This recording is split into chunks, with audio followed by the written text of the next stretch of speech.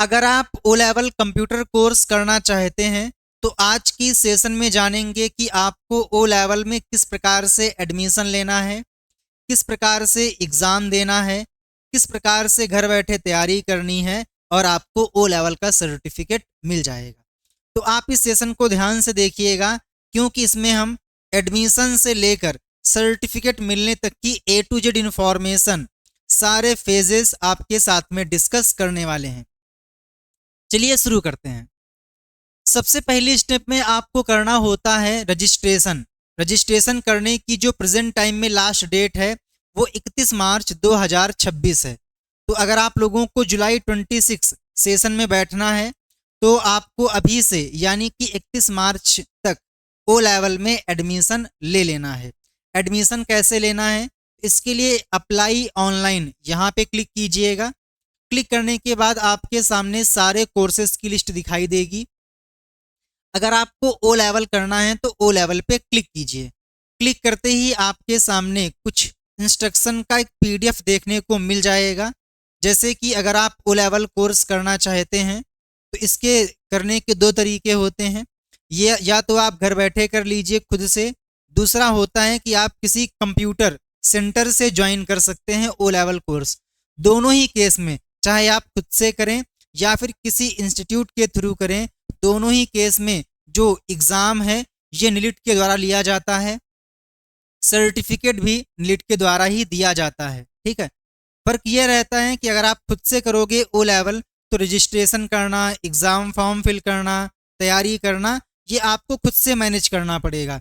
But अगर आप computer institute के थ्रू करोगे तो ऐसे केस में एग्ज़ाम फॉर्म फिल करना, रजिस्ट्रेशन करना, आपकी तैयारी कराना, ये आपके इंस्टीट्यूट के ऊपर डिपेंड रहेगा। ठीक है, बट दोनों ही केस में जो सर्टिफिकेट है वो सेम होता है और जो सर्टिफिकेट है ये नीट के द्वारा ही दिया जाता है और एग्ज़ाम भी इनके द्वारा ही इनके एग्ज़ाम सेंटर पे लिया जाता है।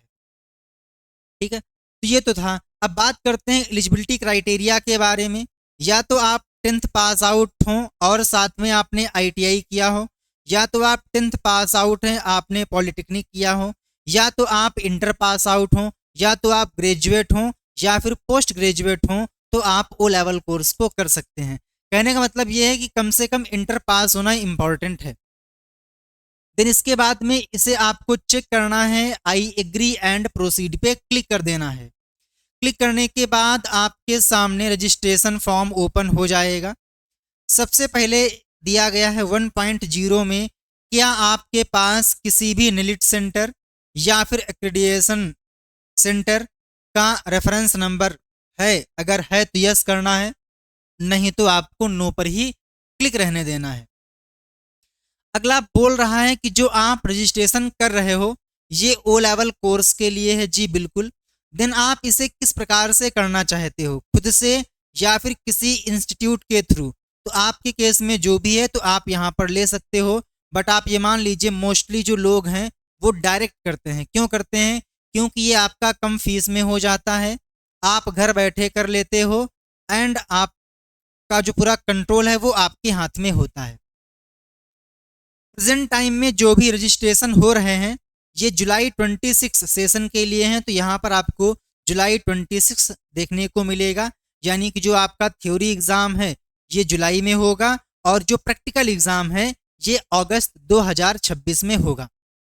इसके बाद में अगला सेक्शन आता है एप्लीकेंट पर्सनल डिटेल। तो आपको यहाँ पर अपनी जो डिटेल्स है फिलअप करनी है। सबसे पहले आवेदक का पूरा नाम, तो आपके केस में जो भी है श्री, सुश्री, अन्य जो भी आपके केस में है आप ले लीजिए। तो हमने यहाँ पर लिया मिस्टर। देन इसके बाद में जो भी आप यहाँ पर लोगे उसके अकॉर्डिंग मेल, फीमेल या फिर ट्रांसजेंडर यहाँ पे आ जाएगा। देन जो भी आपका नाम है वो इस कॉलम में फिल कर दीजिए। जो आपकी हाई स्कूल की मार्कशीट में है वही आपको यहाँ पर फिल करना है। देन आपकी देखभाल कौन करता है, आपके पेरेंट्स या फिर कोई और, तो वो आपको यहाँ पर सिलेक्ट करना है।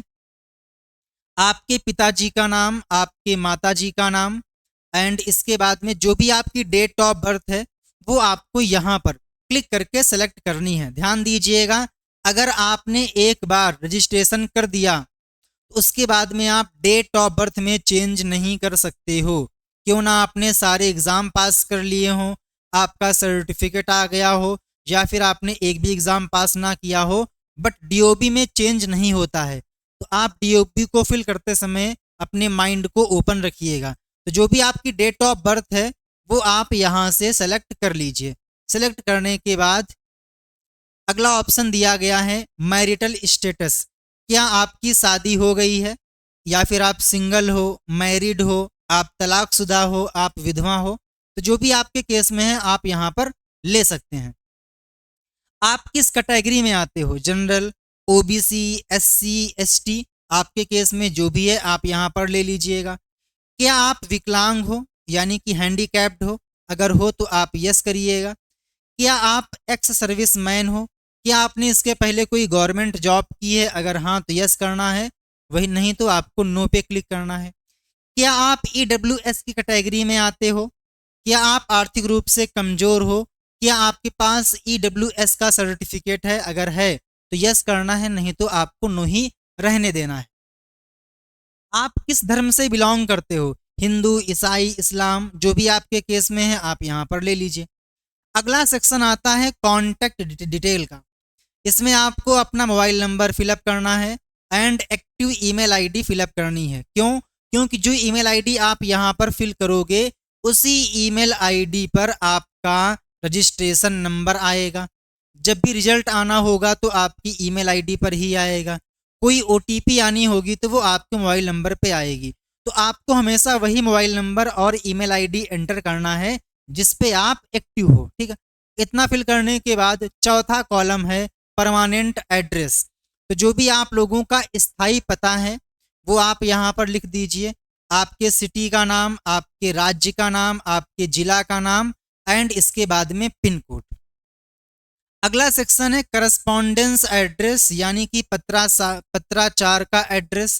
तो अगर आपका जो ये एड्रेस है वही पत्राचार का भी एड्रेस है तो आपको यहाँ पर टिक करना है, नहीं तो जो भी आपका एड्रेस है वो आप यहाँ पर फिल कर दीजिएगा। बहुत ही सिंपल फॉर्म है, ये आप लोगों को अच्छे से पता है। अगला सेक्शन आता है एजुकेशनल क्वालिफिकेशन का, कि भाई आपका हाईएस्ट क्वालिफिकेशन क्या है। आप 10th के साथ में आपने आईटीआई किया है, या फिर आप इंटर पास आउट हो, या फिर आपने एनसीवीटी से डीपी एंड सीएस या फिर कोपा का डिप्लोमा किया है, या फिर आप ग्रेजुएट हो, या फिर आप पॉलिटेक्निक डिप्लोमा होल्डर हो। तो जो भी आपके केस में है आप यहाँ पर ले सकते हो। एंड इसके बाद में उत्तीर्ण वर्ष, जो भी आपने यहाँ पर हायर क्वालिफिकेशन लिया है उसे आपने कब कंप्लीट किया है वो ईयर आपको यहाँ पर मेंशन करना होगा। फॉर एग्जांपल मैंने 2025 में कंप्लीट किया तो मैंने यहाँ पे टाइप कर दिया 2025। अगर आपको कंप्यूटर की फील्ड में कंप्यूटर जॉब करना, या फिर आपने कहीं पर कंप्यूटर के टीचर रहे हैं, आपके पास एक्सपीरियंस है कंप्यूटर की फील्ड में, तो वो एक्सपीरियंस आप यहाँ पर एंटर कर दीजिए। लाइक मुझे 1 साल का एक्सपीरियंस है कंप्यूटर की फील्ड में काम करने का या फिर कंप्यूटर को पढ़ाने का, तो आप यहाँ पर मेंशन कर दीजिएगा। इसके बाद में आता है आधार कार्ड नंबर। जो भी आपका आधार कार्ड नंबर है वो आप यहाँ पे एंटर कीजिएगा। देन जो अपार आईडी है वो यहाँ पे एंटर करनी है और ये कंपलसरी है। अपार आईडी क्या होती है? तो अपार आईडी एक प्रकार का एक ऐसा आईडी कार्ड है, एक ऐसा आइडेंटिफिकेशन है जहाँ पे जो भी आपका एजुकेशनल बैकग्राउंड है उसके जो भी स्कोर होते हैं वो आपको एक जगह पर देखने को मिल जाते हैं। लाइक आपने कोई डिप्लोमा किया है ना, आपने कोई सर्टिफिकेशन किया, आपने कोई डिग्री कोर्स किया, तो वो सारे जो मार्क्स हैं, जो इसका स्कोर है, वो आपको एक जगह पर देखने को मिल जाता है। तो अगर आपके पास अपार आईडी नहीं है तो आप अपनी अपार आईडी क्रिएट कर लीजिएगा। सिंपली आपको क्लिक हेयर टू जनरेट अपार आईडी यहाँ पे क्लिक करना है। यहाँ पे क्लिक करने के बाद आप गवर्नमेंट की वेबसाइट पे आ जाओगे। सबसे पहले आपको यहाँ पर लॉगिन करना है एंड यहाँ पर लेना है छात्र। लेने के बाद आपसे पूछेगा कि भाई आप किससे रजिस्टर करना चाहते हो। ठीक है, ठीक है, साइन अप पे क्लिक करिएगा। ठीक है, साइन अप पे क्लिक करने के बाद जो भी आपका मोबाइल नंबर है वो आप यहाँ पे एंटर कीजिए। जनरेट ओटीपी पर क्लिक करिएगा तो आपके मोबाइल नंबर पर ओटीपी आएगी, वो ओटीपी आप यहाँ पर फिल कर दीजिएगा। देन आपसे पूछेगा कि आप आइडेंटिटी टाइप को सिलेक्ट कीजिए, लाइक आधार कार्ड, ड्राइविंग लाइसेंस, जो भी आपको यहाँ पर लिस्ट दिखाई दे, जो भी आपके पास है वो आप यहाँ से सिलेक्ट कर लीजिएगा। इसके बाद में आपका पूरा नाम, आपका डेट ऑफ बर्थ, आपका जेंडर, जो भी आपको अपना यूजर नेम रखना है वो आप यहाँ पे रख लीजिए। देन उसका पासवर्ड, देन कंफर्म पासवर्ड, इसको टिक करके वेरीफाई पे क्लिक कर दीजिएगा। आपकी आईडी बन जाएगी। जो नंबर आपको यहाँ पर मिलेगा वही नंबर आपको यहाँ पर एंटर करना है, ठीक है। इतना करने के बाद जो भी आपका फोटो है यहाँ पे अपलोड कर दीजिएगा, आपके साइन अपलोड कर दीजिएगा एंड बाएं हाथ के अंगूठे का निशान यहाँ पे अपलोड कर दीजिएगा। देन आपकी बॉडी में जो भी चिन्ह है, लाइक मान लीजिए आपका एक्सीडेंट हो गया था तो कोई कट आ गया है, या फिर आपकी कोई मसा है, कोई तिल है, तो जो भी आपकी बॉडी में कोई पहचान है, कोई मार्क है जिससे आपको आइडेंटिफाई किया जा सके, तो वो आपको यहाँ पर लिखना है। इसके बाद में जो एक कैप्चा कोड दिया गया है यहाँ पे फिल कर दीजिए, इसको आप टिक कर दीजिए। टिक करने के बाद सबमिट करने से पहले जो भी आपने यहाँ पर फिल किया है, एक एक स्पेलिंग, एक एक स्पेस को चेक कर लीजिएगा, डेट ऑफ बर्थ को चेक कर लीजिएगा, जो भी डिटेल्स आपने फिल की हैं उनको एक बार आप वेरीफाई कर लीजिएगा। उसके बाद में सबमिट पे क्लिक कर दीजिएगा। सबमिट पे क्लिक करने के बाद आपको क्या करना होगा, 500 रुपीज़ की फीस पेमेंट करनी होगी। आप 500 रुपये का पेमेंट कर दोगे तो आपको मिल जाएगा एप्लीकेशन नंबर। देन आपको 4 से 10 दिन का वेट करना है। जो आपने ईमेल आईडी फॉर्म में फिल की थी उस ईमेल आईडी पे आपको 7 डिजिट का एक रजिस्ट्रेशन नंबर देखने को मिल जाएगा। अब उससे क्या करना है, तो आपको उसी रजिस्ट्रेशन नंबर से इनकी वेबसाइट पे अपना अकाउंट क्रिएट करना है। अकाउंट कैसे क्रिएट करना है, तो फिर से आपको इसी वेबसाइट में आना होगा। वेबसाइट में आने के बाद यहाँ पर एक ऑप्शन दिखाई देगा न्यू यूजर, यहाँ पे क्लिक कीजिएगा। देन आपसे पूछेगा कि आप कौन से कोर्स के लिए आईडी क्रिएट करना चाहते हो, ठीक है। आप कौन से कोर्स के लिए आईडी क्रिएट करना चाहते हो, तो यहाँ पे लीजिएगा ओ लेवल। इसके बाद में जो भी आपकी ईमेल आईडी पे रजिस्ट्रेशन नंबर आया है वो यहाँ पे एंटर करिएगा, अपना नाम यहाँ पे एंटर कर दीजिएगा, डेट ऑफ बर्थ यहाँ पे एंटर कीजिएगा, कैप्चा कोड जो नीचे दिया गया है वो यहाँ पर फिल कर दीजिएगा एंड इसके बाद में नेक्स्ट पर क्लिक कर दीजिएगा। देन वो आपसे बोलेगा क्रिएट पासवर्ड, तो वहाँ पे आप पासवर्ड क्रिएट कर लीजिएगा एंड आपका अकाउंट यहाँ पर बन जाएगा।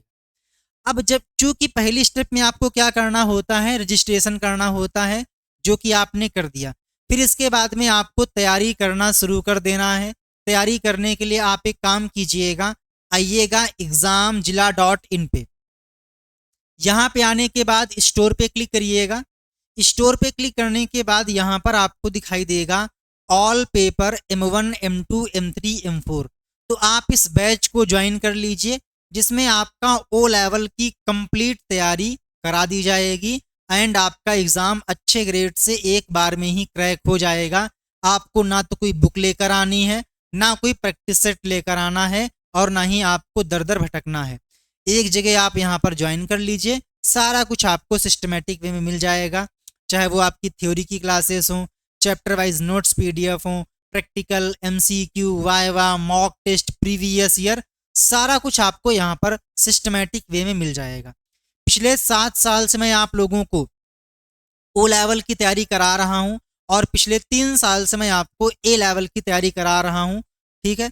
तो आप आराम से आंख बंद करके ट्रस्ट कर सकते हैं क्योंकि इंडिया का नंबर 1 चैनल ओ लेवल के लिए हमारा ही है, ठीक है। तो आप यहाँ पर आकर इस बैच में इनरोल कर लीजिएगा एंड आपकी तैयारी हो जाएगी। अगर आपको कोई दिक्कत आ रही हो तो आप मेरे को व्हाट्सएप नंबर पे कॉल कर सकते हैं या फिर व्हाट्सएप पे मैसेज कर दीजिएगा, तो आपको पूरा का पूरा जो गाइडेंस है वो मिल जाएगा, या जो भी आपके डाउट्स होंगे, जो भी आपको इशू आ रहा है वो रिजॉल्व कर दिया जाएगा, ठीक है। ओके, अगले स्टेप में क्या करना होगा, एग्ज़ाम फॉर्म फिल करना होगा। एग्ज़ाम फॉर्म फिल कर दीजिएगा। आप जब भी एग्ज़ाम फॉर्म की डेट आएगी तो मैं आपको वीडियो के माध्यम से अपडेट दूंगा, तो आप इस चैनल को सब्सक्राइब कर लीजिए एंड नोटिफिकेशन को ऑन कर लीजिए, या फिर आप मेरे से व्हाट्सएप पर भी कनेक्ट हो सकते हो ताकि डेली के डेली जो अपडेट हैं वो आपको व्हाट्सएप के थ्रू मिल सकें। तो अगली स्टेप में आपको एग्ज़ाम फॉर्म फिल करना होगा, देन आपका एडमिट कार्ड आएगा, एग्ज़ाम सेंटर पे आप जाओगे, एग्ज़ाम दोगे, उसको क्वालिफाई कर लोगे एंड उसके बाद में आपको एक प्रोजेक्ट भी सबमिट करना होता है। जो प्रोजेक्ट है ये आप कम से कम 2 एग्ज़ाम क्वालिफाई करने के बाद में कभी भी कर सकते हो, ठीक है। तो वो भी आपका हमारी कंपनी के द्वारा कर दिया जाता है, तो आप मेरे से कांटेक्ट कर लीजिएगा, ठीक है। देन जब आप चारों पेपर कंप्लीट कर लेते हो, आपका प्रोजेक्ट सबमिट हो जाता है, तो नीट के द्वारा आपको सर्टिफिकेट प्रोवाइड कर दिया जाता है। आप इनकी वेबसाइट पर आकर अपने सर्टिफिकेट को डाउनलोड कर पाते हो। तो आप ये मान सकते हो इस कंप्लीट प्रोसेस में आपका 6 महीने का टाइम लग जाता है, एडमिशन से लेकर सर्टिफिकेट मिलने तक का। हाँ, इसमें आपके 4 सब्जेक्ट होते हैं। आप अगर चाहें तो आप चारों सब्जेक्ट का एग्ज़ाम एक बार में ही दे सकते हैं, या फिर आप एक-एक करके भी दे सकते हो, कोई 2 भी दे सकते हो, कोई 3 भी दे सकते हो। यानी कि ये कंप्लीटली आपके ऊपर है, आपकी श्रद्धा जितनी है, उतना आप यहाँ पर कर सकते हो। आपके पास कोई भी डाउट है, कुछ भी आपको पूछना है कोर्स से रिलेटेड, बैच से रिलेटेड या फिर कोई भी अदर, तो आप बिना संकोच के आप इस नंबर पे कांटेक्ट कर लीजिए। हमारी टीम आपकी सहायता करेगी, हेल्प करेगी। आपके पास कोई भी डाउट हो तो आप कमेंट आउट कर दीजिएगा, वीडियो को लाइक कर दीजिएगा। मिलते हैं अगले सेशन में, तब तक के लिए जय हिंद, वंदे मातरम, थैंक यू।